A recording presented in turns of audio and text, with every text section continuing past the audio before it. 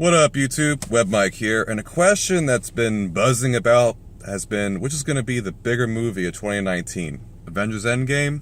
Star Wars Episode 9? And I believe the answer lies in Cell. That's setup, execution, leadership, love, but also who sells the most because, after all, cash is king. So, Marvel Studios side. Setup and execution, I have seen nothing but careful planning in that department.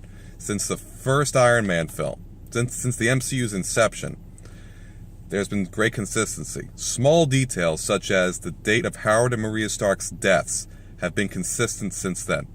What was it? December 16th, 1991. It was only repeated 8 times in Civil War, and it was also, and I think it was also briefly in The Winter Soldier when they were skimming over Hydra hits throughout the decades. Also, Peter Parker's principal looks suspiciously like one of the Howling Commandos.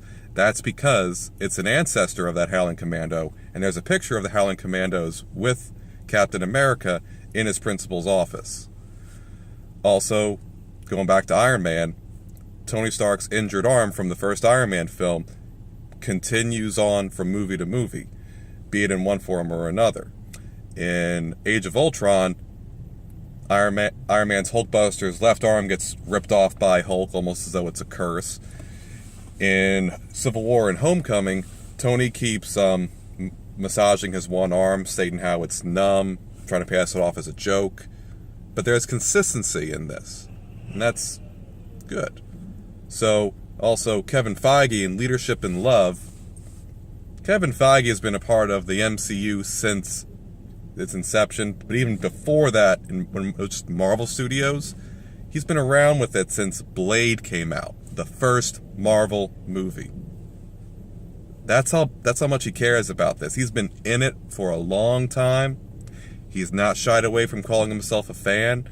So we as fans innately want to root for that because, oh, here's one of us who cares about this franchise, who knows what it's about and wants to see it do well. Why wouldn't we back this? It's great. And yes, it has been, and it shows. Every time he has had the chance for an op-ed or an interview to promote something Marvel, there he's been.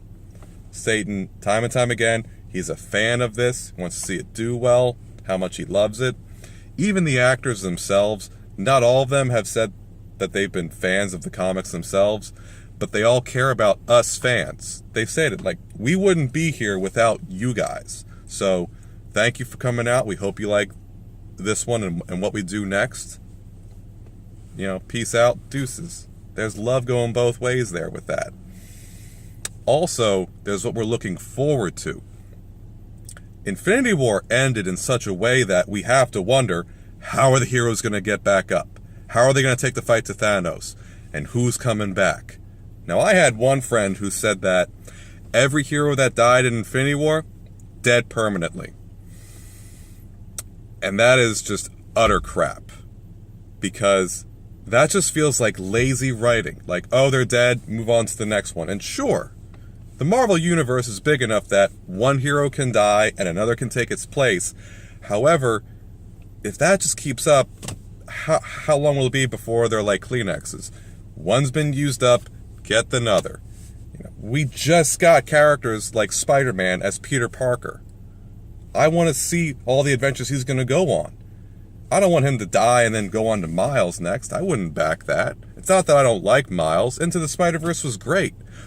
But we just got Peter Parker. Let Peter Parker be Peter Parker and let Peter Parker be Spider-Man. We want to see Spider-Man be Spider-Man. It's not that hard.